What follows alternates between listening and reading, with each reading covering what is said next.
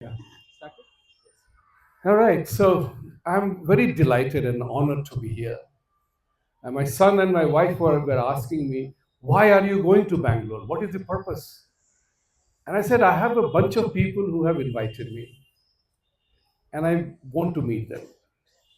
And I'm glad I did that, took that decision. So I'm very, very delighted. More and more I saw people since yesterday. It has been fascinating, and my journey is definitely worth it.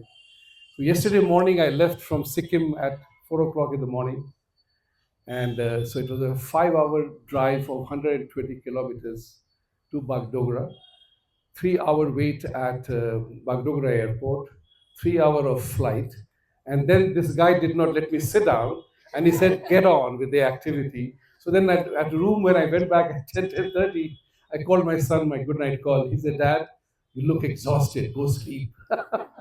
And that's the time when I slept and got up straight at 6 in the morning today. So what I want to say that is this is very, very important that we are meeting today. The one word which came out apart from Ankit Shah was you are learning group. Now this word is very dear to me because we have a business in US which is called Human Potential Project. In that project, learning is the key word we use to make you ready for your life next one. And one of the very interesting elements of the learning chart is what in American slang is your oh shit moment. So you all of you have gone through that phase in your learning exercise. Oh shit moment, which means what?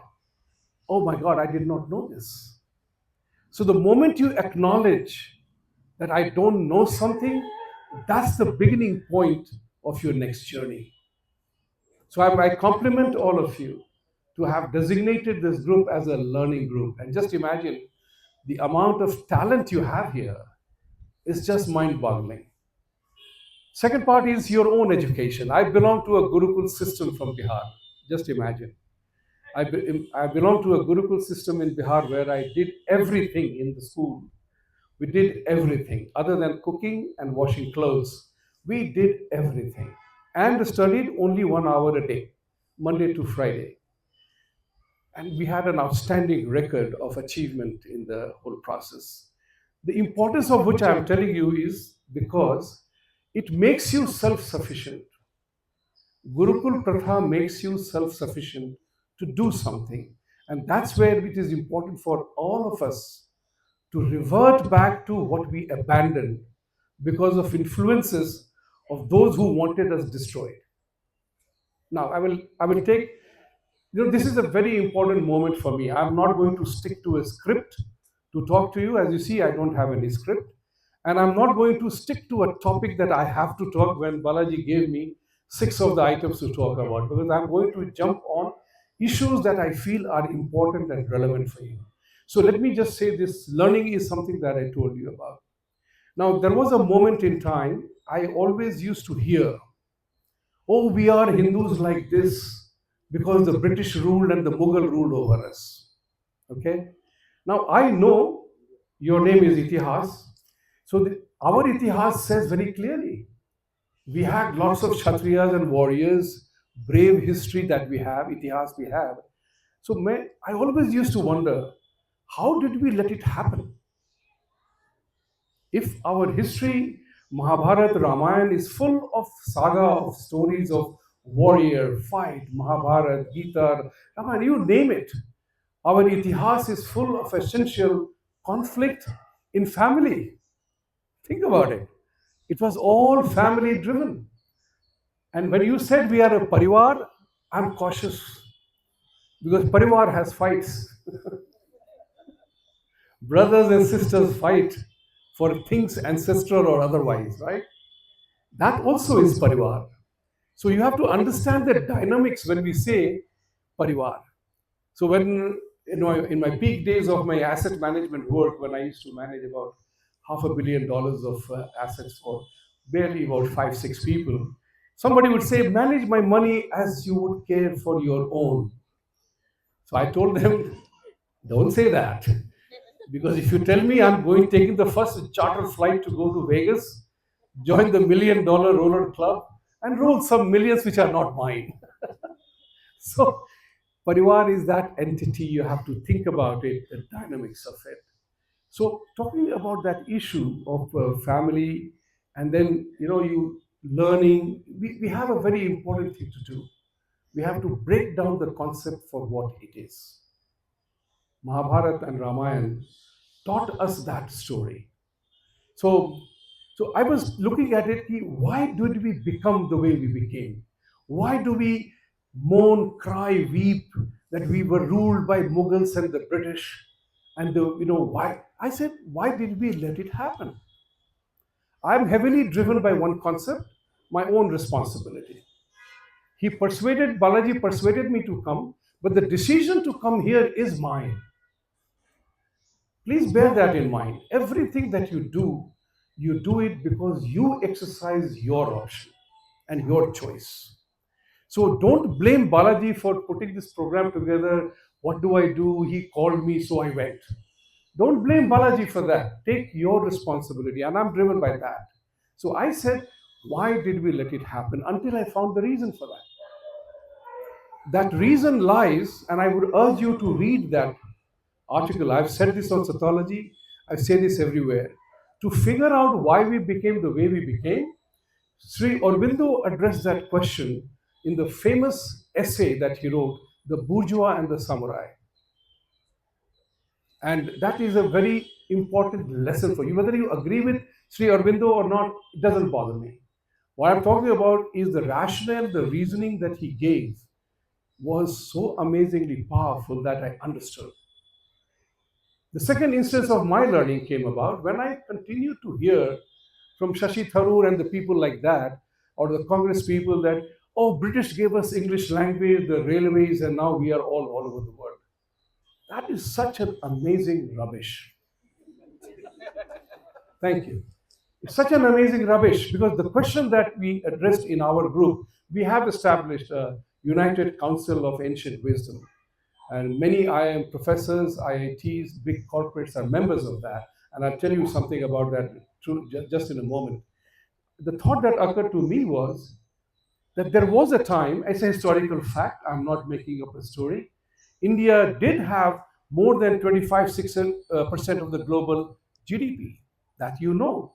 We were known as Sone Ki Churiya. What happened? We did that without British fish and chips, and we did it without English language or Mughlai gardens and Mughlai kebabs.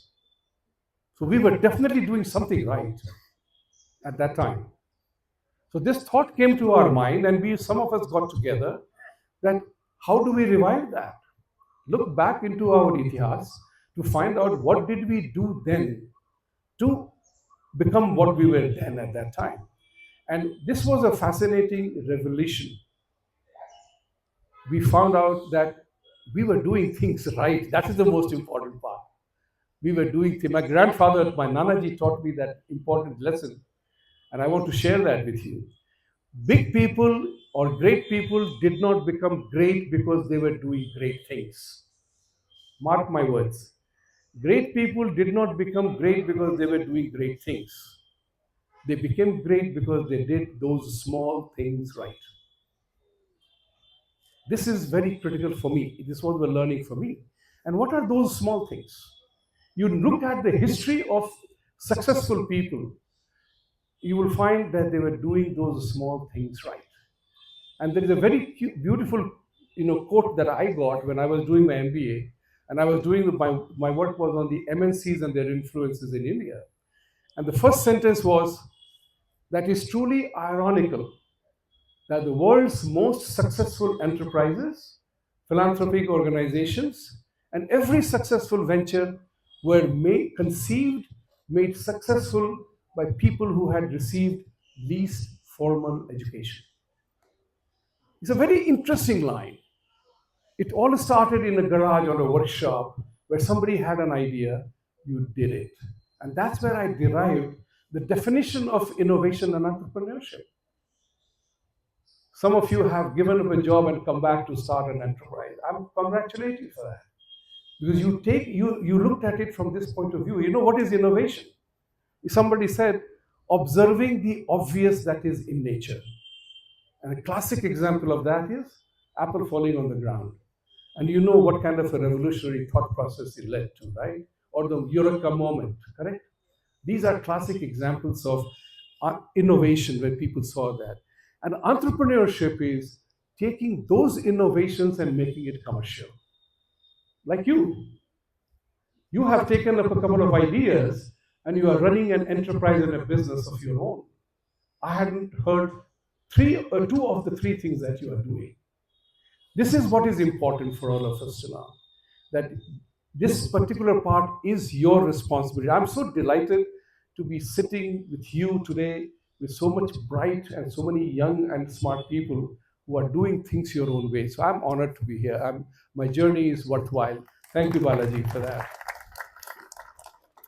Coming to the part of, the other part, geopolitics has somewhere along the line caught the buzz here, like everybody wants to do geopolitics, it's very, I'm a student of geopolitics. I did my MBA and one of my modules was geopolitics.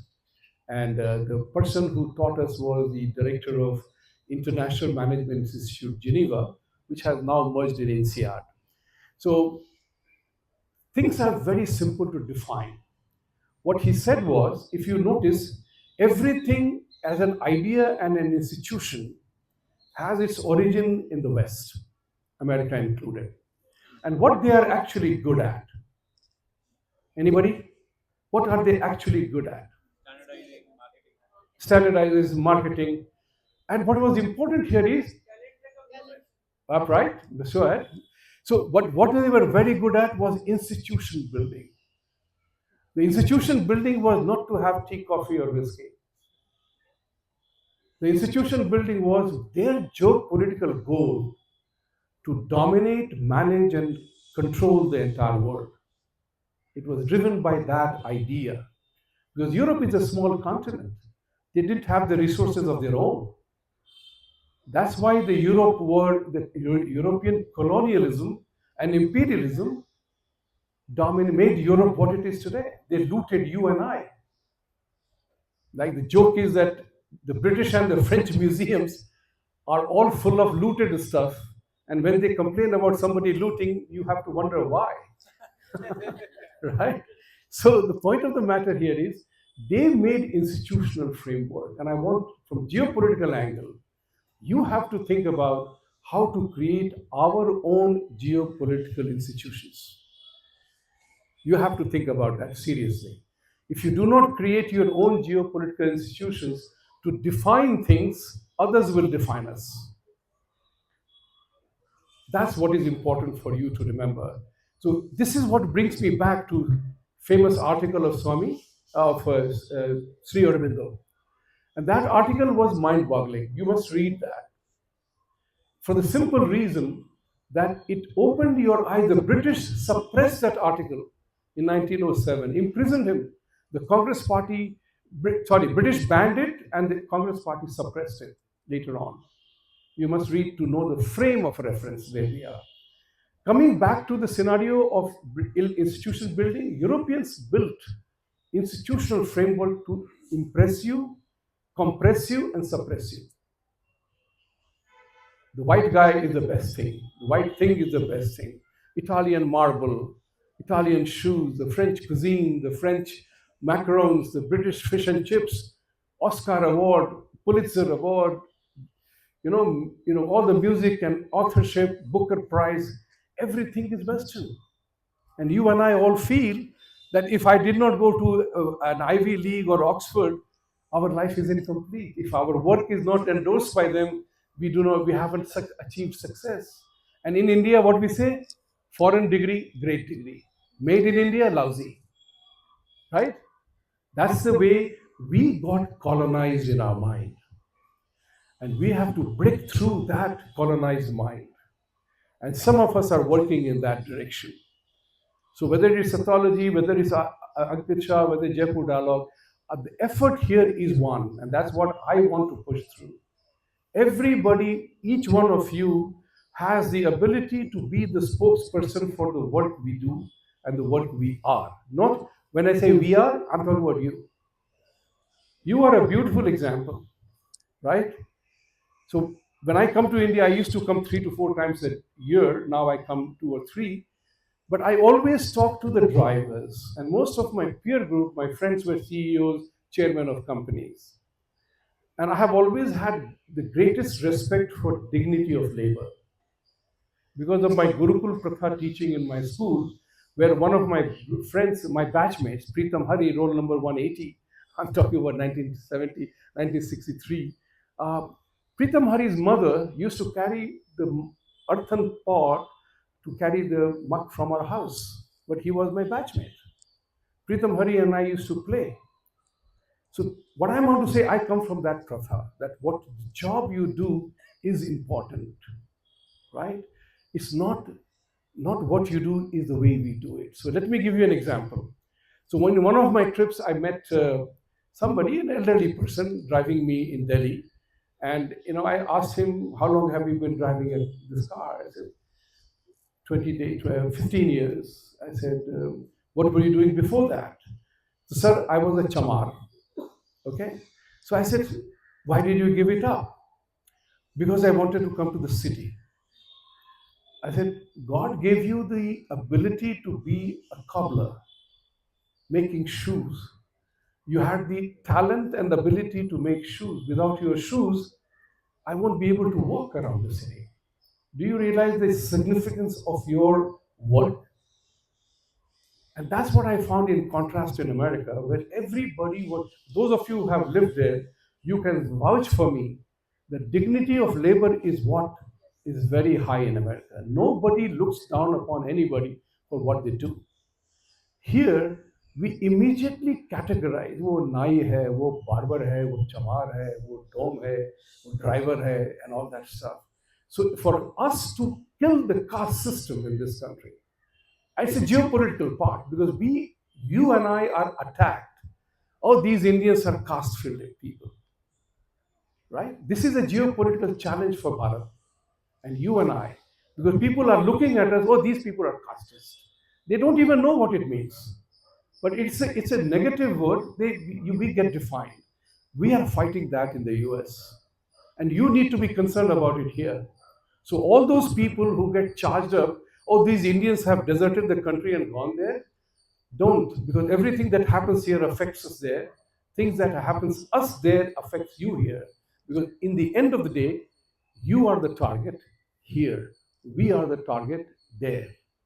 And each one is you. So caste is an issue. The respect for human dignity and labor will end the caste system in India. You have to have respect for and dignity of labor. This is what is important geopolitically for all of us. Remember one thing. Uh, it's very fascinating to talk about any number of things, but I want you to have a dialogue with me today. Dialogue, one way speech making, I get bored. It's good for TV. But for an interaction like this, I would like to hear more of you to address your concerns, and I will try to address it as best as I can. But few things I also want to add here. How much time do we have? Enough time. So let's kind of take the conversation to another level. About geopolitics, right? You will have to read a little more about it. It's a very fascinating topic. Who does what? So my management, my director told us, geopolitics is not about analysis of what happened.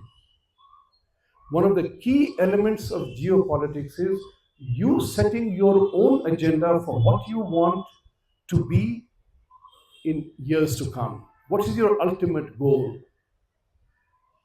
You set your agenda that in 20 years' time, I want to rule the world.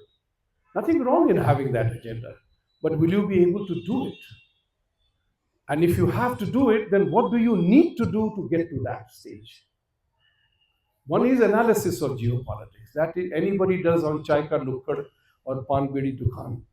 Everybody can sit and talk about ye aise hua and then interpretation of that and putting esoteric ideas on possibilities. But in reality, if you were to define geopolitics, is that every country, every community, every way you have to define your goal 20, 30, 40 years, 50 years from now? Once you made your priority list, then you go into how to get it done. That's what is important. That's what true geopolitics is all about. Those who are able to configure that I want me, myself, my country to be at that point in time, you can do it. Doing is important, talking is not. This is, you have to take that as a gospel truth on that matter. That doing it is important. Otherwise, what happens? I have a rule called the 90% rule. Any idea that strikes you has struck a billion people at the same time, right? 90% fall out. Idea comes, idea goes. Then the remaining 10% move forward. Another five, some distance, and then another 90% drop out for their own good reasons. Eventually, somebody succeeds and does it, and then the remaining 99.999 said, "Arey, wo to apna idea tha," right? Oh, he did it because kuch to hoga. Yeah, somebody was favoring him, he got the thing. That's the mentality that you and I need to get out of. We have to encourage ideas, you have to support ideas to make it successful. So the question is doing, not even just thinking. So, friends, I want to also add one more thing. Many people are concerned about the MAGA thing. You know, the first question that came about, what is the MAGA internal think tank? And I want to say something about that because I'm a Republican. I supported Trump in 2016. I supported Modi in 2014. I had bitter battles with Aptards in 2014. The epithet that came to you, you earned it actually. So I have fun with that. So, you know, so one of my very bright IIT friends tells me in New York, Vibhuti Ji, the very bright guy, works with, oh, I can't say more. He said, Vibhuti Ji, we are good in physics and maths, and we sailed through an exam. That's why we were ITNs. Other than we are quite mandbuddhi about many things. And I mean, he is a brilliant guy, I must tell you that. So, you know, so we have a tendency we do arati of somebody who has been in IIT, IIM, IAS. So, so I always tell people, get the hell out of here. You know, like you're good in physics, you're good in chemistry, biology. You joined AIMS, you qualified in an exam, you became IAS. But think about Virat Kohli, Sachin Tendulkar, you know, Prakash Padukone in my generation. You know, all these people, they are successful because they've identified their talent. And this is something which I want to tell you. I talk to young people about finding jobs. I belong to a generation where we had no choices. That too coming from Bihar. Now you know how big Bihar is, right? 6 feet 2 inches, 200 pounds, and winning this election. Wow, what a great one to happen. The point which I'm trying to say to you is that when you want to do something, particularly for job seekers, I have always been a believer in the thought if you want if you want to serve in a nokri, you will get a job anywhere. Each one of us here is smart, talented, and clever enough to land a job. Mark my words, land a job. Whether it's flipping burgers in Burger King or joining Google or Apple, right? You will always get a job. Question is if you found your life. And I'm a big believer in that. If you found life, and life is what? Your innate talent. Where are you? Agriculture farmer. There you are. You said to me that you are giving up your job, going back to the farming part of it, and your specific interest of A2 milk. Something I know about. How the desi cow, which gave so much of A2 milk, was destroyed by certain groups of people. It is getting revived now. So that is an example. People are returning to do things of their own. But what is important here is to finding that what you are naturally good at. Many people have problems. The greater the talented ability you have, the greater the toughness in figuring out what I can do because you can do so many things better. So, important part is to find out what comes naturally to you. What do you naturally gravitate towards? Then build your talent, skills to develop that. And don't ever miss not to drive it with the value system of that matters. Like my grandfather told me, if you can't be abusive and a liar, don't become a politician. If you can't lie, cheat, don't become a bureaucrat. You know, these are certain essential requirements of every job. So identify the essential nature of the job and then do it. When whatever you want to do in life, it is about that. So coming to MAGA, this is very important. If you notice, I'm drifting and jumping from one to another because I want you to understand how things get linked. You are not living in an isolated world. Things are linked. So in the MAGA world, so when I began to support Modi ji in 2014 onwards till now, and Trump from 26 till now, except that I drew my red line for Trump. I'll tell you that very clearly. Those of you who watch my show, you know that MAGA's embracing Pakistan is a no-no for me. MAGA commenting upon Operation Sindoor is no-no for me. I'm not going to support you on that. But then you talked about the chatter within the MAGA inside. So here is the story. So when MAGA was going to embrace, not MAGA, Trump was going to embrace, Pakistan, the question did come about: how will your dear friend Modi react to this?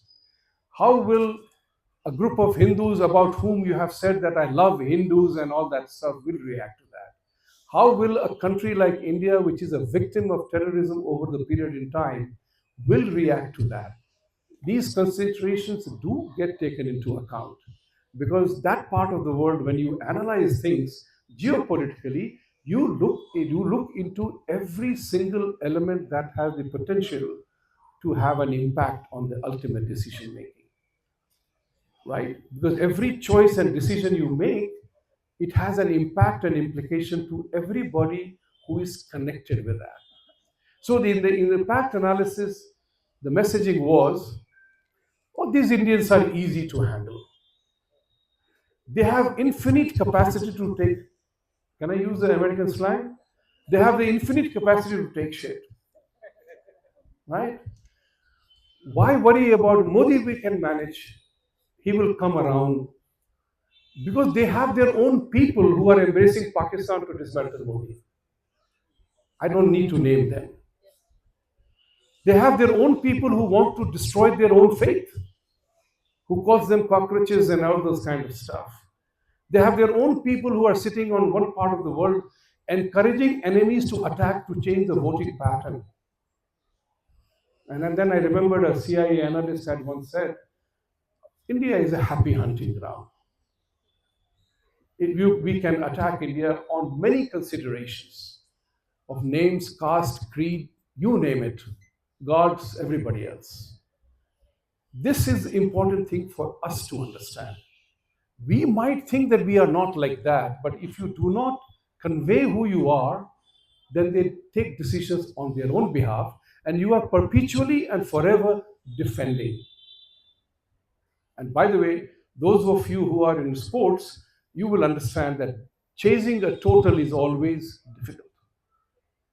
Chasing a cricket match, if you are down, if you are to win a football match, you need one goal margin. But if you are down by one, you have to score two to win. So you have to remember that part very, very, very importantly. So this is where they frame the agenda and attack you. So this is a decision taken internally. India is a great country, but it has disappointed us many times.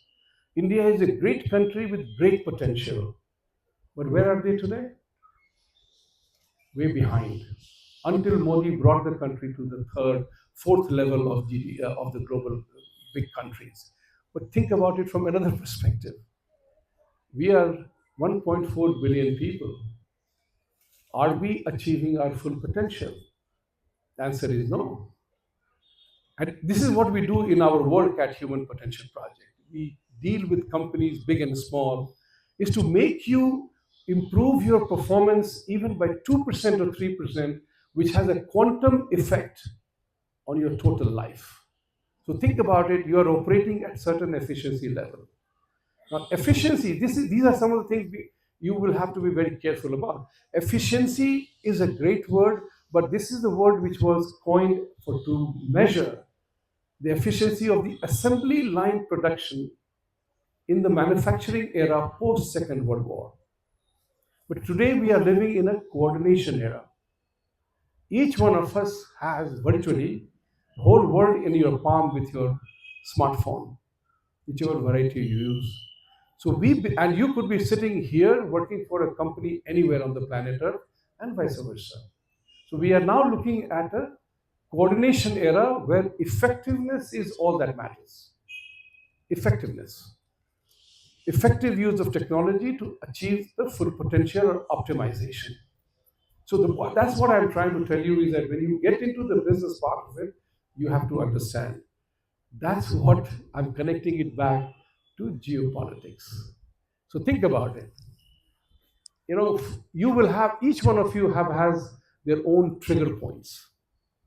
My trigger point was this argument that I always hated it, and I still hate it, when Indians and Hindus complain, "Humko aisa kar diya, we were like this, and they did this to us." I hate that. The second one is when I saw the 1941 census of India. Google it at your leisure or now. You will find that there were totally about 1,45,000 Brits in the country. 1,45,000 Brits in the country. And that really got me mad. That 1,45,000 Brits ruled over us millions, used our own people to kill our own people, used our resources to become super rich themselves, impoverish us, used our people, used our land to break it as they wished, as if unke baap ka property tha. Right? Why did we let it happen? These are self-reflected events that you and I need to focus on. And to become a geopolitical power, we have to overcome those institutional biases that have crept in. You know, many people will say about what happens is that in the geopolitical conversation, people look at their own immediate short-term gains. Geopolitics is not about your short-term gains. It is essentially a long play. And in the long play, you have to create framework that you succeed. And a very simple example of that is a weight loss program. It's a very simple program. Weight loss, you can lose, first of all, you can do whatever you want, provided you commit to it. You can lose weight 20 pounds, 30 pounds, 40 pounds, but it won't happen tomorrow. It has to follow a routine, a discipline, and a commitment to follow that. Things happen. You don't, it doesn't happen. I was very heavy at one time. And then I said, no more. I changed my entire conversation that I will lose weight, not to lose weight, but I said, I will not let my chest get ahead of my stomach. Sorry, my stomach ahead of my chest. So that was my philosophical twist to that. I will not forget about losing weight. I don't want my stomach to get ahead of my chest. Sometimes I lose, sometimes I win. But essentially, it set the agenda for that. So whether you pull your stomach inside to show your chest or do something to make sure that it doesn't go out, right? This is what I want to say to you, that in geopolitics is the element in which you have to decide what you want to be 20 years from now. You can become a billionaire, you can become the mighty guy, you can dominate the world, but you have to decide what you want to do as an individual, as a community, and as well as a country. So I want to also address one particular thing to you. United States and India, and I maintain it. So in a show that Ankit ji and myself did, we talked about Trump, his impact on India and the US. In a fascinating conversation, Ankit said Trump will be good for America, bad for India.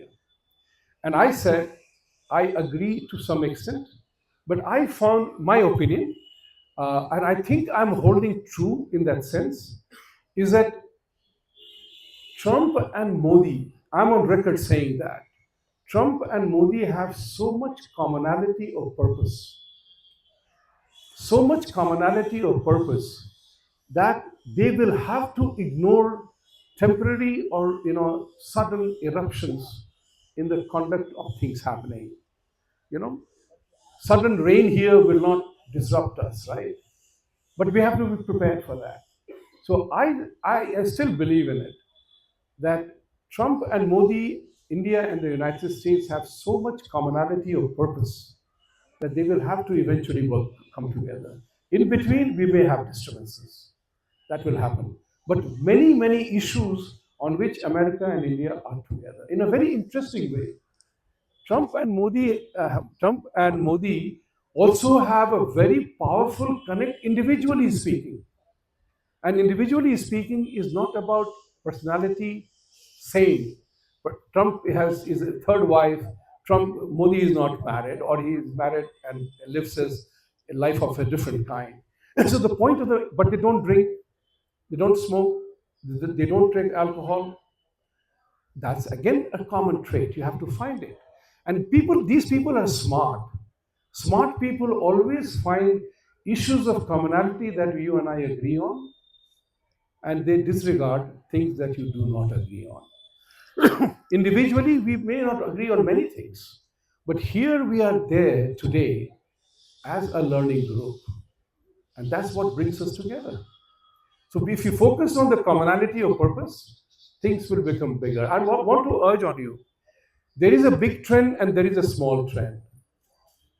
Those who are stock market investors, in America, there is one way to motivate people is that the stock market has so much assets. If only we grab 0.1% of that, we will be millionaires. But the cookie doesn't crumble that way, because you have to do it in a different way altogether. So the point of the matter, in my opinion, is that India is on the rise. I said this in 2020. This century belongs to us. This century belongs, I'm totally unabashed about it. This century belongs to Sanatanis. This century belongs to Bharat. But to make it happen, you and I will have to work together on that. Nobody else will do it for us. We have to do it ourselves. And that's what I'm hoping for. And that's what I think the directional shift has happened. The one thing in the US right now, which is going on, you are seeing the news, that it almost looks like that MAGA world is against Hindus in India. It's a matter of concern. I cannot not agree on that, and I cannot not talk about it. It is important. It is almost like, any of you have read that book, The Woke Army, Asra Nomani? Okay. Asra Nomani is an Hyderabadi lady who is in America. A daughter, her father encouraged her. And we had a TV conversation in P. Guru Iyer's show where Iyer asked me, please host this on my behalf, because you know Asra, so talk to her about it. So the woke army, the book talks about, and you have to be aware of that in India. It's a very serious issue. The woke army wants to destroy India. The geopolitical play is on. It's better we become aware of that.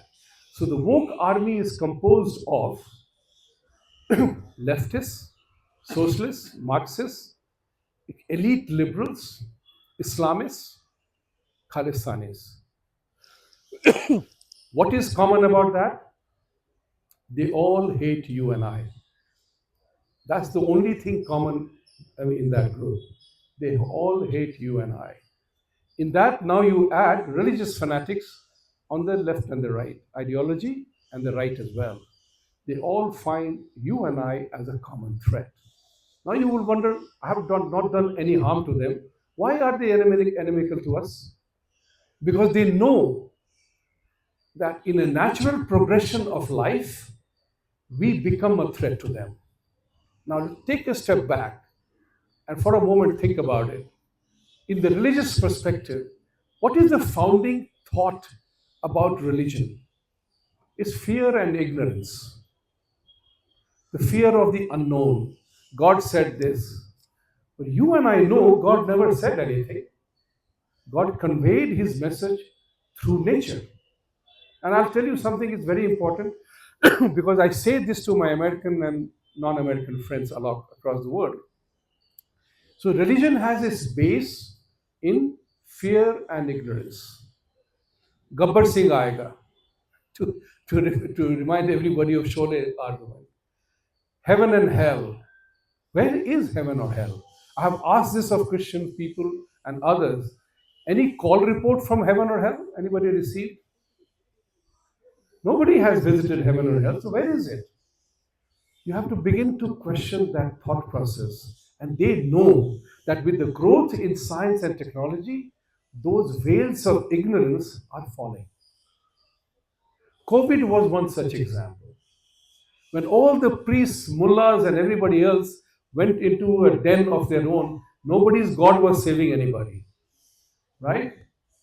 Nobody's God was saving anything. And this became a violent question. Where is God? You and I could define as a law of karma. They didn't have law of karma. This is what is important to understand. So they all know that this faith, this religion could be a threat to the way we live our life of fear and ignorance, because discoveries, science and technology is crushing the veil of ignorance and fear. So thunder and lightning doesn't happen because gods are angry. We know that now. These are women all over the world take 9 months to deliver a biological normal child, right? These are issues which are now catching people's attention. And that's what is important for you and I to push that agenda. And this is what I tell people on the other side of the fence, that God, this is a theme that I have taken up, that conversion is a sin against God's original intent. I say this to my Christian friends, I say this to my Muslim friends. I use Raj Kapoor's famous song, मुझे तुमसे कुछ भी न चाहिए, मुझे मेरे हाल पे छोड़ दो. But you can't leave me alone either, right? That's your problem, not mine. So it is important for us to bear in mind that conversion is a sin against God's original intent. If we don't tell them, why would they listen to you and I? So we are not putting up a fight. We are not creating a resistance. We are not drawing our Lakshman Rekha. And that's the problem. That's the problem we have. So we have to draw a line, demand reciprocity. You talking about reciprocal tariff? I was the happiest when Trump used the word reciprocal tariff. You know why? You know now that Trump is using tariffs as a negotiation war. In the process, if some people die, so be it. But you have to understand there the choice of the word reciprocal in it. He gave you a choice. I'm going to charge you 25% if this is my condition. So you tell them, you charge 25%, I'm not going to do that. That's what he wants to hear from you, a decision or a choice. But if you're ambivalent, then you get struck. He's forcing a decision making on all of us. And that's we should embrace, that there is an element of decision making in the process. That's what I told you. Geopolitics is about defining your own agenda first. So I told the Trump people who mattered, they are not in the government, but I said, in my opinion, India must not relent on agriculture, food, dairy, and other things. I said that. He will not relent, because you must not insist on that, because all the A2 and other things are important. We cannot let the farmers, which are more than 60% of the population, suffer on that account. Somewhere along the line, if we tell them that, matter will go back and forth, but it will succeed. So that's what I'm trying to say to you, is that this is very important for us to begin to define that part. The other thing that I will tell you about geopolitics, this is critical. Think about it seriously. I was here in 1983 in RBI Bangalore, and we had a bankers club, so which RBI used to be the chairman. So, we were hosting a management consultant who was a Harvard guy, and he said something truly remarkable. He said, we Indians do not need to go to Ivy League schools to study management. We have to study our own Mahabharata and Ramayana and Bhagavad Gita, because all life lessons and everything is right out there. We don't have to read it, we have to study it. And here is an important part that I want to share with you. One of the key lessons of Mahabharata and Ramayana is, Bhagavad Gita is, that you have to be responsible for what you do and you have to bear the consequences of the choices and decisions you make. Every single character in Ramayana and Mahabharata, you will find they had to live or bear the consequences of their own actions. Whether it was Dronacharya or Bhishma Pitama, whether it was Kunti or anybody else, they all had to bear, or whether it was Dashrath or anybody else, they all had to bear the consequences of your act. Apply that in your geopolitical decision making. Whether you are side A or side B, you have to bear the consequences of the choices. So I want to make you come to a thought that beyond incidents, go beyond incidents and happenings. Just look at the thought process. What is the consequence of that? The impact and implication of everything needs to be studied. And that's the message which I want to share with you. That geopolitically, individually, professionally, you can become whatever you want. Dollar fluctuations, you go back into history, you read it, and I've studied it so I know. It's from 1800s and 1700s onwards. The Islamic world and the Muslim world have always been in collusion with each other. I will want oil and I want to do this. They have always been in collusion.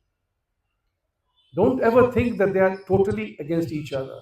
They always configure a way to do something together. And all because we are different. So if we do not make ourselves relevant in the play, either you play your own game or you become relevant in the gameplay.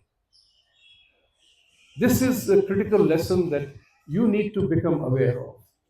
Predictions here or there, I have told Ankitji many times, don't get into the fashion of predictability. The only thing they say, the famous phrase, and why I don't like predictability, that you cannot predict the unpredictability of stupidity because you will be wrong sometimes. So prediction is a very dangerous business. And I've suggested to him, and through this message he will know that yes, prediction is right. You are right about something, but you can also be right logically. You can also be right sensibly. It is not only the event that proves something right, it is the sensibility of the person. Sense and sensibility of the person also drives what is right or not. Event analysis is a different matter. We can talk about it, agree on it, disagree on it. But the fundamental is totally non differentiating. The sun will always rise in the east. That's what I tell my Western friends, that in this scenario, God created all of us and He gave us life sustaining forces beyond which we are also same. Just as I gave the example of lightning and thunder, or a woman taking 9 months to produce a biologically normal child, these are all common and nobody God's changed it. So yesterday evening I was telling, the gentleman is not here. So I said, when a Muslim guy told me to become a Muslim, I said, because I was a very noble human being, so I asked him, so I'm already a noble human being, what more will happen to me if I convert, right? And then I told him, will my hair grow? I'm saying to you is we have to become assertive in making a demand, and I do that. Establish reciprocity. I've said this to Omar Abdullah and Mufti, what is her name? Mehbooba Mufti. And I ask all my Muslim friends that if you retain the word kafir in your language, don't expect me to trust you and rely on you as a friend or a neighbor. This question was asked of me in New York. We have heard that Muslim guys are not getting residential quarters in Hindu colonies. I said, if it's news, it may be true, it may not be true, but ideologically speaking, if somebody's ideology says to kill me, so unless he shuns it or cancels it, why would I trust him as a friend or a neighbor? They understood that immediately. So we have to demand reciprocity. And I'm very happy to tell you, of all people, Tehseen Poonawala, Shahzad's elder brother, in Jaipur, after Jaipur Dialogue Shatru Bodh session we had, he said that we have to get rid of the word kafir. And I complimented him on my tweet that this is what I have been saying for donkey's years, that unless and until you and I demand that if you don't abolish the word kafir from your language, don't expect me to trust you. I don't trust you anymore. Because kafirhood says, sartan se juda, convert or die. So I want to tell you this about, geopolitics is a flavor of the season of this, but the roots of geopolitics lie in very simple propositions. What is it that you want? And then begin to create learning groups like this. It's very important. It's when you create learning groups like this, then you create something stronger than family. Because here you respect each other's differences. This was the battle on DEI when I fought the whole thing. That, addressing a group of 100 people, I was called to talk about DEI as a state policy. And I said, God made us all different. Look around all of us here. Is anybody same or similar to the other person in looks, behavior, conduct, talent, idea, mind, brain, physique? We are all different. So unless and until we respect and accept individual differences, the sense of equality is all meaningless. We have to respect you, you have to respect me and accept me as I am. That's the messaging I tell my American friends. That you have to respect me for who I am and what I am. If you do not respect me, don't expect me to respect you. And I say this very clearly. The geopolitical conversation, if you want to dominate and you want to get engaged with, we need to change. Otherwise, we are playing the game as they play. You see, the turf is designed. See, India played hockey on natural grass until the Western Australia and others introduced artificial turf. Our game went to dogs after that, isn't it? India lost its preeminence in hockey after that. We were playing on natural grass. They were not. And they found the artificial turf is a better surface, all season turf surface to play, but it destroyed our game. So you have to play that. We have to define the geopolitical game the way we want to play. And we have to play the game very simple. It's remarkably simple as that, is to begin to ask questions, not to submit to those part of things. The other thing that you talked about is the Hire Act and crypto and all that. Don't worry about that. Don't waste your time on that. Americans did not ask your opinion that if they do the Hire Act, how will it affect you? So why are you worried about that? Let them play their game. You play your game the way you want to play. Why are we dependent on American thought process? Where is our thought process? Or the guy who brought about the crypto thing, stable coin and all. I did a few courses. I'm a banker and I try to understand the language that is spoken. And I think yesterday I mentioned to you there, yesterday, and I said the crypto problem is a private transaction. Things evolve in the payment mechanisms of settlement, trade settlements, and everything else. So crypto has four problems, and it will remain so. So if you want to buy and sell in crypto, you are taking the risk.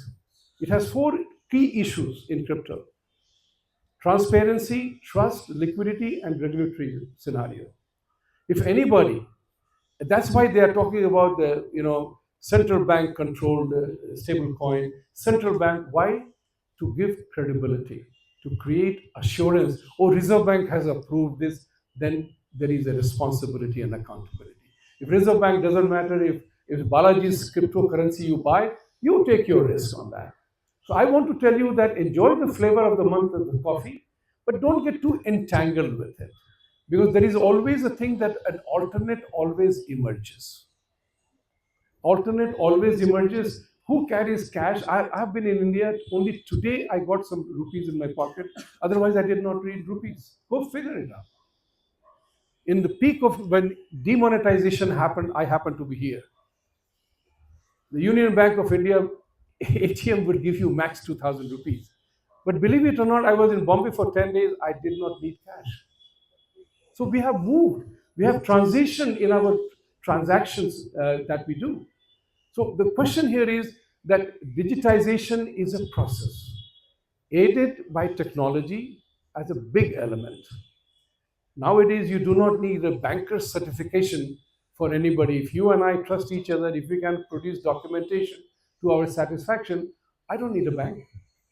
So when I was doing my MBA way back then, I did a paper on the impact of technology on banking. And oh my God, it was so long ago. And I had said that I had access to Basel documents, Bank of International Settlement document. And I came to this conclusion, and my professor really liked it, is that in the years now we are in, individuals will not need a physical structure of a bank to do a banking transaction. You know it, I don't need to tell you that.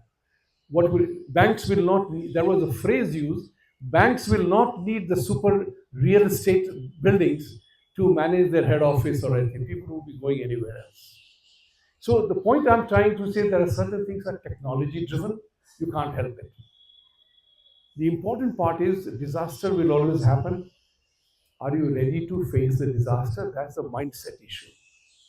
That's what we have to prepare for. I'm not concerned. See, the forecast is already there. India will be the third country, second largest economy after China in 2057 onwards. I won't be here, there, I know that for sure. I hope many of you are there to witness that scene. India will be number two, USA will be number three. That's where the geopolitically speaking, the concept of G2 came about. Obama was the first to talk about G2. A communist country and a capitalist country, two largest economies, will control the environment world, the rest of the world. And Obama was very derisive in making a mention that the rest of the world doesn't deserve, they need to be managed by the top two. The concept was run down. But soon after Z meeting, Trump made that statement. G2 will meet again. Guess what? Who is the threat to the G2 of China and USA? No, it's us. Yeah. Because Europe is a continent. China is a country, USA is a country, India is a country. So the threat to USA China hegemony, there is only one country in the world, that is India. What do they want? Cut India down to size, break India into pieces, then we have no enemy. That's why you will notice that in the I heard this in New York in a law firm when some Indian ministers were there talking about investment. An Indian guy was talking about India is many countries within a country.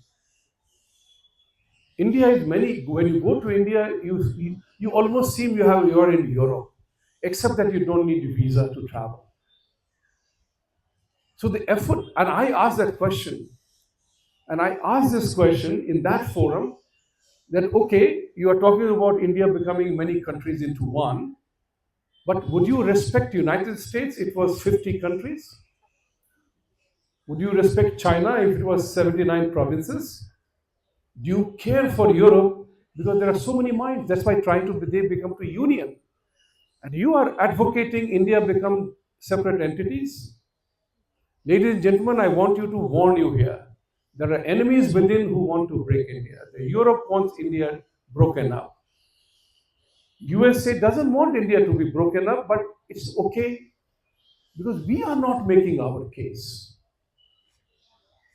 So we have to remember that part very carefully. Who is our enemy? Who means well to us? That's why Jaipur Dialogue Conference was on Shatru Bodh.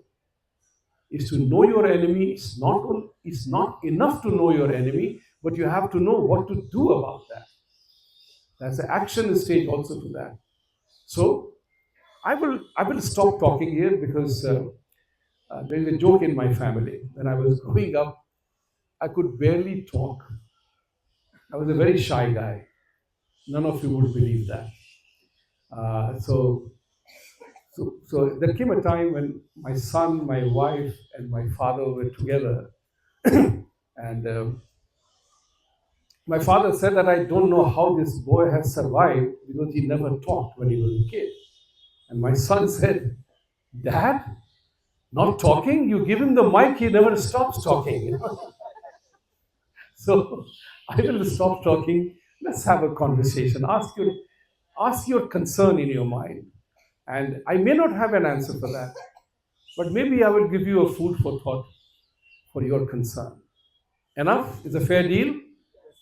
And I want to say something to you that he is the master coordinator, the jazz master, and he coordinates everything so dramatically well. Through him or directly, please reach out whenever you have a concern. I would love to address each one of you's individual concerns or a collective issue that you have. I would be very happy and honored to do that. Thank you. Thank you. Thank you, Vibhuti.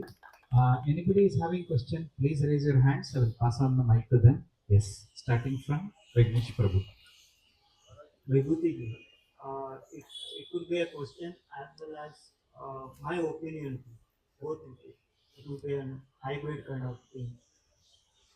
Good. I have a request. Either ask a question or make an opinion. Don't do both. Okay, let me put it in an opinion form. By default, it will become question.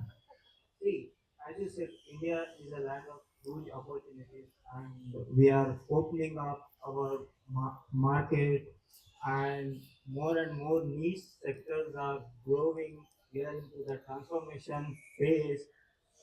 So we have a huge diaspora in US.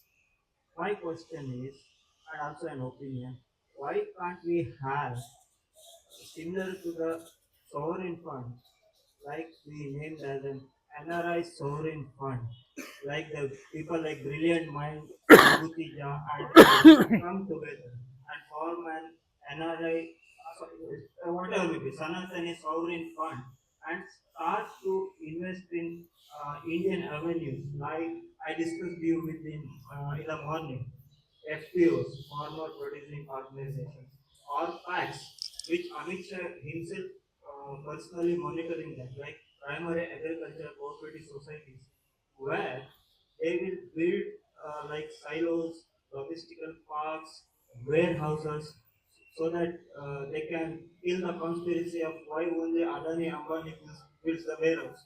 So you can venture into that. That is a niche sectors, so that everybody can grow, and it is an unearthed sector, so that you will get a value for money also, so that it would give a sense that you have invested in core Indian sector and booming sector rather than getting invested into the stagnant sector. So I would like to look into this perspective. Very good idea. Very good idea. Let's work on it. I agree with that. The concept of sovereign funds is essential. These exist in closed societies like a communist society. They have China has a sovereign fund. Middle East have many countries in the Middle East have their sovereign fund. USA doesn't have a sovereign fund. India doesn't have a sovereign fund. Luxembourg has. So think about the structure, the political structure that each society has. So essentially, it is a possibility that well, you can create an NRI fund. Let's work on it. Okay. These two sectors, FPOs and PACs, Yes. are the niche sectors. Yes. Thank you. Next question. You have to keep like this. Stand up, stand up, stand up, stand up. Yeah, you can speak loudly. Range is not. No, I can't hear you. So say it again now. So US dollar devaluation. And can we expect that to happen? Because last time Ankit ji was saying around September timeframe, but still I don't see. Devaluation, he has told last quarter, last financial quarter of 2025. That is in March 31st. Yes. So, like my question, my concern is because ask loudly, ask loudly. Hardware, my company makes hardware for AI. So I'm from competitor. Can't make out. Actually, my question is, when we sell the stocks of companies like Broadcom or Nvidia, these are the companies which make like more than 95% of AI hardware, and the stocks have skyrocketed. He works for Broadcom, Cisco, and other companies whose stocks have skyrocketed. The valuation is $1.6 trillion, and Nvidia is like $5+ trillion. Nvidia and all. And we can expect, in terms of rupee, the highest value we can get. It has already cracked 15% from past 1 week. Look, if I had that, if I had that knowledge, or not knowledge, the confirmed information, I would make billions. Why would I tell you? See, the point is very simple. I'll tell you one thing. You know, I referred to you earlier on that I used to manage $500 million worth of assets. I'm not a trader. This is something very fascinating. This is a real time experience. So when I joined American Express, we were into relationship management. We were the wholesale bank. So when my country manager took me to a major senior industrialist here to say that Vibhuti Jha is going to be your managing this relationship, and he asked me, what kind of a return will you give me on my investment? And I said, I don't know. He said, every other bank is offering me that return. I said, if they're guaranteeing you that return, take it. I can't offer you that return. Then they say, why can't you offer that? Other banks are doing it. First thing I said, I'm different. Number one. And number two, I don't control anything in the market. I don't control anything in the market. I don't control the Indian monsoon. I don't control the sheikh's mood in the Middle East to control the oil prices. I don't control the frost that will happen to Brazilian coffee. And I do not know whether America will wage a war tomorrow or not. And all these factors drive the market. Right? I control nothing. But what did I tell him? I said that what I do control is one thing I control, and that's my integrity. I will never cheat you. I'll never lie to you. I will never do anything for my personal gain, and I will be blunt in telling you when you make a lousy decision. He said, no banker has ever spoken to me like that. I said, maybe you never met a banker like that before. My country manager's face was white. He literally gave me a dirty look. And the final outcome, that industrialist said, it's truly outstanding to find somebody who's honest enough to say what he feels like. Let's do some more business. And my country manager, when we came out of that meeting, he says, what the F were you doing there? You know, within a week, we increased our relationship from $20 million to $80 million. So this is the thing of being truthful. So I want to tell you something. Worry about the product and whatever is happening. See the market trends. Prediction is something that I do not believe in, because in between today and the next quarter, I'm like Ankitji's thing, this man is just giving, Balaji just told you how the prediction date changed from September to the end of first quarter. So this is what I have suggested to Ankitji. Don't go into prediction, because there are things you do not control. And when you do not control, you make one mistake in prediction and your credibility is done forever. Because people are very unforgiving. So think about it from a different perspective, is to you look at it from a different point of view. If that were to happen, and if that were to happen, what do I do now to protect or take advantage of myself? That's the question that you need to answer. Okay? So change the question. Change the narrative for that. वो तो होगा. There will be summer. In summer, what do I do? You will not wear the big jacket in summer, will you? So even if somebody gives you discounted that jacket, you will say, I don't need it. So I'm always of opinion of my only thing is, you have to imagine a scenario and prepare for it. Yeah. Thank you. Thank you. Yeah. Who has the mic? Yeah. Next question. You have a question? Yeah. Yeah. You ask the question. I'll get that mic here. Okay. Okay. Go ahead. In the entire tariff war, there was a news that Trump is going to add a tariff to the IT outsourcing that will have a major impact to India. Yeah. Higher, right? If that actually it didn't happen, but if it had happened, what would be the impact to us? Because like see, we are talking about the growth and all those things, and if such thing happen, we will be going back an era, like 10 years or a decade of effort will go back, and people will start looking for new. I mean,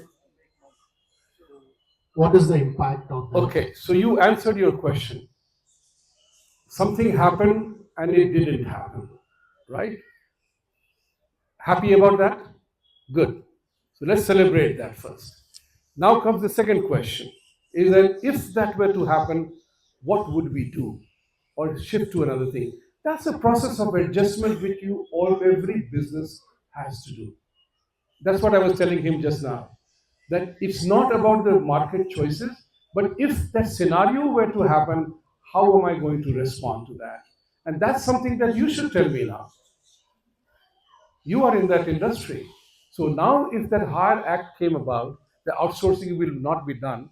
You have to configure that America is not the only country in the world, right? It's a big market. Maybe you have not tapped into. So the effort that what you need to do is to venture out and find out where else there is this business that we are not doing. Correct? Will that be a better option? So start looking at create an alternate universe. Go to another places. Go to Mongolia for all that you care. Maybe Mongolia becomes a big captive market for you. They have not reached. I was in Sikkim right now, and we are talking about how Sikkim, some institutions from Sikkim had called me, can you help Sikkim grow? I said, I can't. They have to grow. I can give you some ideas. And I addressed the issue that when I saw Gangtok, when I went there, I see a potential of it becoming India's mini Switzerland. Forget Kashmir, India's mini Switzerland. It reminded me of my trip to Shampusin village near Geneva, where from the hotel, the view of the mountain was identical. Same scenario, I gave them the example, local agriculture. I said, what do you remember Switzerland famous for? What do you remember? Cheese, chocolates, right? And the watches. All these things are protecting the ecosystem of Switzerland. And they found a very smart, this is another lesson. Switzerland is a lesson in geopolitics. A classic country, we were the non-aligned country, they were practicing non-alignment. What did Switzerland create in the peak of Second World War? A Red Cross, right? Swiss flag Red Cross became the global symbol of medical assistance. It's such a fabulous example of geopolitical action. India was talking about we are non-aligned, we were got branded as Soviet bloc supporter, right? Switzerland became a non-aligned country and they developed a very smart thing called banking. They became bankers to all warring factions around the world. पैसे यहाँ रखो. I'm not giving you any rate of interest, and use that money to become a technically marvelous location. Those of you who have gone to Switzerland, you know they have created the mountaintop, Mont Blanc and others, how the trains go, and what a wonderful thing. So I told them, this Sikkim can become a Switzerland provided you have preconditions to that. You don't have a flight to Gangtok, right? So I have to travel from Delhi, 2-hour flight to Bagdogra, and take a 5-hour single lane traffic on road to Gangtok, 120 kilometers in 5 hours. Who will want to come here? Prerequisite, roads, Air Force, airplane, right? This was my theme in 2007 when I was invited to address Human Resource Planning Society's global conference in Miami, in Florida. At that time, the theme was, how do you define opportunity in India? In those days, India was knocking about 8 or 9% of growth rate. So the question was, how will India sustain this growth rate if it doesn't have adequately skilled people to do jobs. And that's a challenge for us. We don't have adequately skilled jobs. Here we disperse certificates under government programs without knowing the actual employability and competence of the person, what that certificate means. You know it and I know it. Let's not fool ourselves on that. So government completes a data. हमने इतने लोगों को train कर दिया. But whether those people are worthy of employment, that's a big challenge for us. So the question here is, I was asked this question and I gave them two examples. 2007, so keep that year in mind. So I said, let's take an example of opportunity in the US and the India context. So at that time, I said, let's look at airline industry.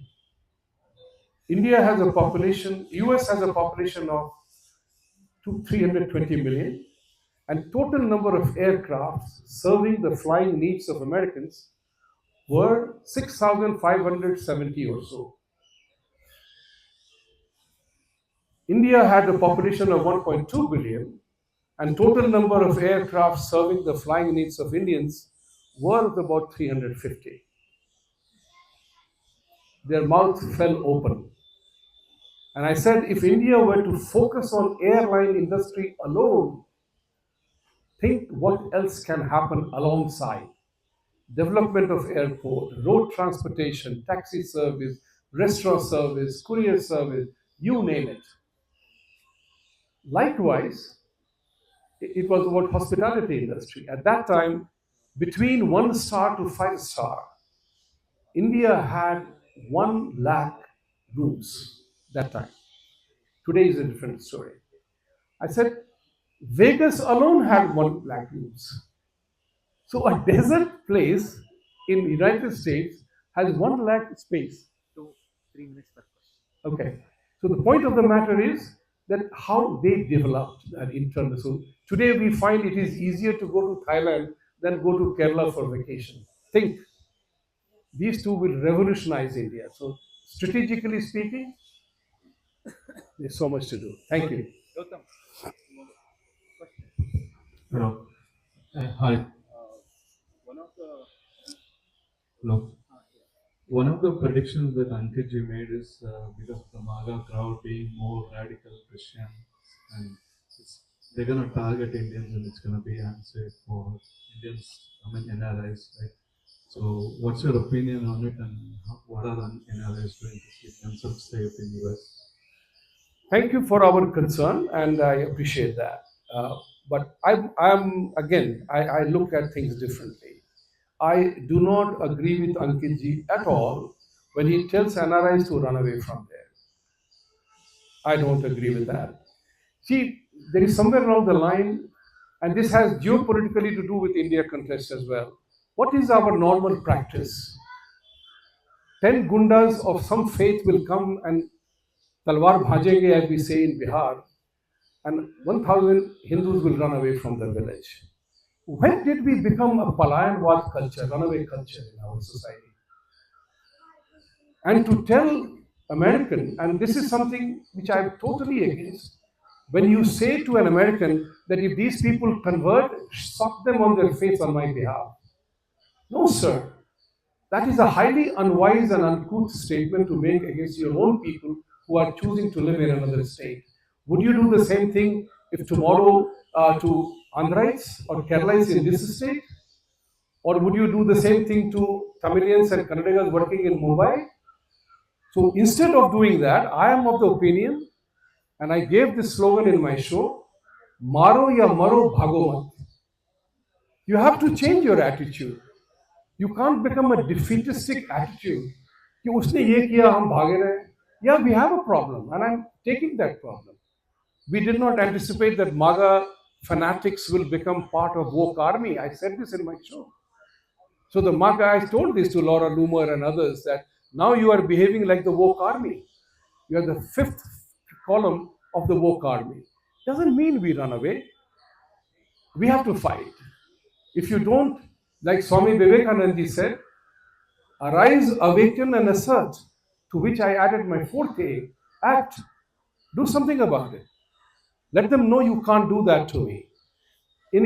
Since it is an American context, let me say this to you. There are 5 million Indian Americans in US, right? And there are identical number of people from another faith who hates us. Those people are controlling the political dialogue, and we are getting a kick in the butt. How wise are we? Who do we blame for that? Sir, I'm asking you, you heard my answer to that, right? So we have to become different about that. We have to take a stand, we have to take a position and say, I'm not going to take that nonsense. You have to make yourself your relevance, you have to make your importance as a relevant factor to them. So India as a country is a strategic partner, natural ally, and all that stuff. But in reality, we are not asserting our position. And we have to do that. We have to do that by demanding our own list of priorities. This is what I want, this is what I don't want. The moment we begin to do that, we will be begin to do that. Take care of it. Thank you. You have a, you have the mic there.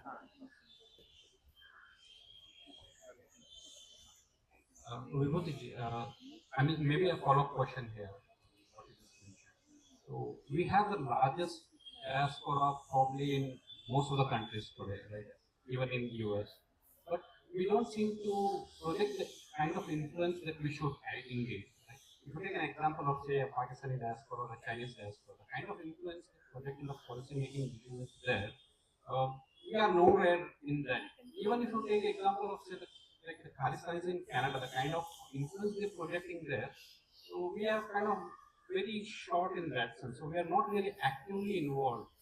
You being there, what are the reasons why this happens and how can we do it better, maybe starting now? Thank you. That's a very simple proposition because we are not street fighters. Every other name that you mentioned, they jump on the street at the drop of a hat. Give them an excuse and they will jump on the street. You and I do not believe in jumping on the street. Plus, we are also remarkably and sadly unengaged in our fellow brothers and sisters' affairs. I am happy, मुझे कुछ नहीं हुआ उसको होने दो. This is a classic reason why you and I get beaten, divided, and spanked.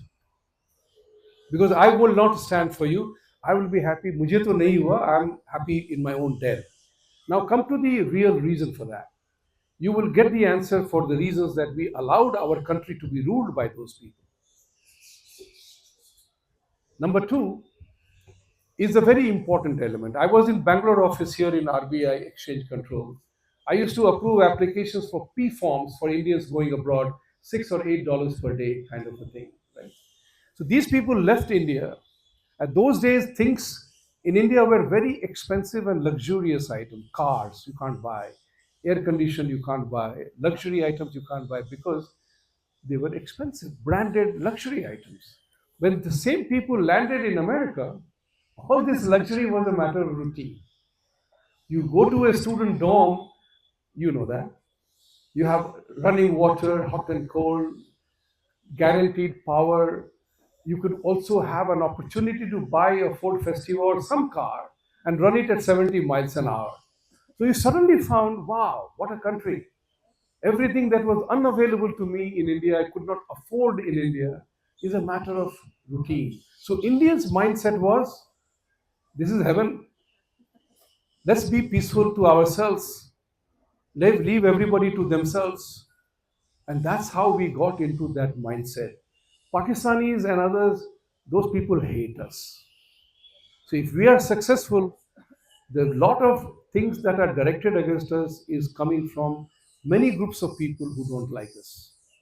So for that, we have to fight, and we love your good wishes, but that's something we will have to fight ourselves. But in turn, don't hate us. I went to America because not that I wanted to go, I went in a different capacity, but I understood why those people went there. They showed a sense of enterprise. that they were unhappy with the way the socialist way things were happening here. So they left. Don't blame them for that. History is full of history of migration is about three things: poverty to make your economic situation better, or if you are running away from oppression, or you want to go and study. Now you can't call somebody traitor for that. Thank you. Last question. Yeah, last question. I mean, we have been talking about geopolitics, so the latest G2 in US and China, we call United States. Right from World War II, when we look at the World War II, the G2 was US and Russia. Russia. Eventually, Soviet Union got dissolved and became Russia, and Russia is no more on the G2 or G3 or G4. So, how is Russia going to react to these things from now on? I mean, if they see China taking over them completely, how does this geopolitics play out? Somebody said they are Russia expert here. Who is this? Somebody said to me that Indo-Russia relationship. I think so. He had a phone call. Ah, okay. Look, Russia is a country that got broken apart, right? You know that famous Reagan Church doctrine that broke USSR, and you know how many countries were created. Has Russia forgotten that? Answer is no. So they consider themselves as the largest, if not second largest, if not the largest nuclear power in the world. There was a very brilliant professor called Stephen Cohen in New York. He's no more. And he was the Russia expert in America. Every single president used to consult with him. And I had the privilege of being part of the forum where he spoke on when Trump became the president in 2016. And he said something very remarkable that I'm a New Yorker, I don't like Trump, but I didn't vote for him, but on Russia he is right. In Russia he is right to be friends with Russia. The reason for that is there is only one country in the world that has the strength to destroy America, and that is Russia. And therefore, it is America's responsibility to talk to Russia and have friendship. It is America. And he said something very interesting I didn't know at that time, that it is not the Republicans, but the Democrats who do not want to be friends with Russia. They want to teach Russia a lesson for their own good political considerations. So I think Russia would not bother about that right now because it has already shrunk in size. It doesn't have the manpower or the resources to become the erstwhile USSR. So it will not care for not being second and third because it knows that it has the muscle. So I would put it in that fashion. If I were Russia, I would say, do what you like. I have BMW 5. I can beat any car trying to beat me. That's what I think. Thank you. Yes. Every time I hear Vibhuti ji, most of the times he has repeated one thing. Even when Trump won the election and there was a tariff war, he repeated the statement that as Indians, we should know what we want. Then only we can get what we want to have. So this quote actually inspired me, and I tried to look into what we actually want. And what is our government policy? What does our government want? I tried researching, and Sanjeev Sanyal, when he came to Bangalore and also in multiple podcasts, he clearly said what we want. He said by 2030, we are 1/6 of the world population. We need at least 1/6 of the share of world population to start with by this decade. That is what we want, and that is what we are working for. I hope everybody wants the same thing. We have to reach top in the world stage. Thank you, Vibhuti ji, for addressing us.